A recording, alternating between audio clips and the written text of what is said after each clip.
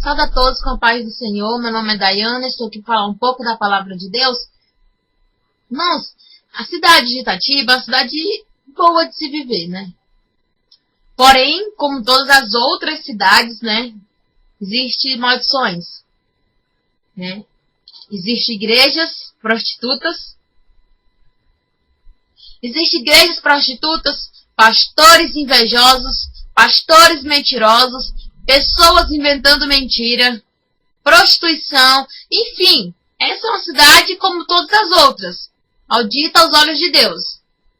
Bem, gente, se nós não tentarmos mudar, né, o Apocalipse está chegando. E olha, o Apocalipse, isso aqui que eu vou ler para vocês, não é nenhum por cento do certo do que Deus está preparando para essa cidade, para essa terra, enfim. Ó, existia um povo, né, e existia um profeta chamado Jeremias, né. Ele, porém, foi escolhido para falar a palavra do Senhor, e devido a ele falando, as pessoas iam julgando, porque não era aquilo que elas queriam ouvir. E falavam, nossa, vai vir maldição para minha família? Ai, esse cara é louco, Deus não, Deus é maravilhoso, Deus faz isso, Deus perdoa, Deus tal. Eu não quero esse cara. Ai, ele tá pregando uma coisa que eu nunca ouvi falar. Isso é maldição, tem que pregar só em vender mercadoria, entendeu? E assim prenderam ele, né? E Deus foi continuando falando pra ele, falar pro povo, vai cair isso, vai morrer isso, vai fazer isso. E ia acontecendo, né? E olha o que aconteceu depois. Jeremias 21. A palavra que foi dirigida pelo Senhor a Jeremias, quando o rei Sedecias lhe enviou Fassur, filho de Melquias, e Sofinias, filho de Masias, sacerdote, a dizer-lhes, consulta o Senhor por nós. Então, ele estava preso, né? O rei pediu para ir lá, mandaram ir até Jeremias, e fez a seguinte pergunta. Consulta o Senhor por nós, Jeremias, né? Porque rei da Babilônia faz guerra contra nós. Sabe se porventura obrarás o Senhor conosco. Se porventura obrarás o Senhor por nós todas as suas maravilhas. E se aquele inimigo se retirará de nós. Então, eles perguntaram, né? Jeremias, pergunta para Deus, consulta a Deus por nós, ora por nós, pede para Deus nos proteger e livrar nós desses inimigos que estão por vir. E Jeremias respondeu-lhes assim, assim direis a Sedecias, isto diz o Senhor, o Deus de Israel, eis que voltarei contra vós os instrumentos de guerra que tendes nas vossas mãos. Então vamos supor que você tem a faca na mão, vai virar para você. Que tendes nas vossas mãos, e com os quais combateis contra o rei,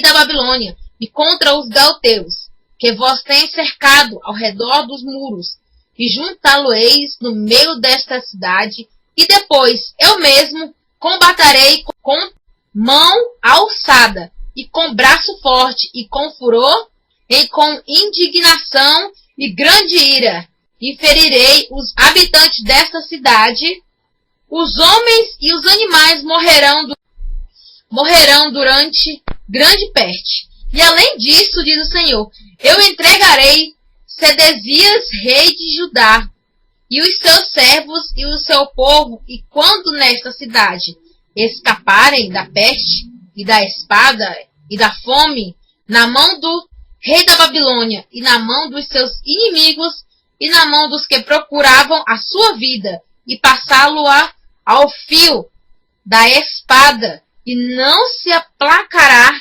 nem perdoará, nem terá compaixão, e dirás a este povo, isto diz o Senhor, eis que ponho diante de vós o caminho da vida, e o caminho da morte.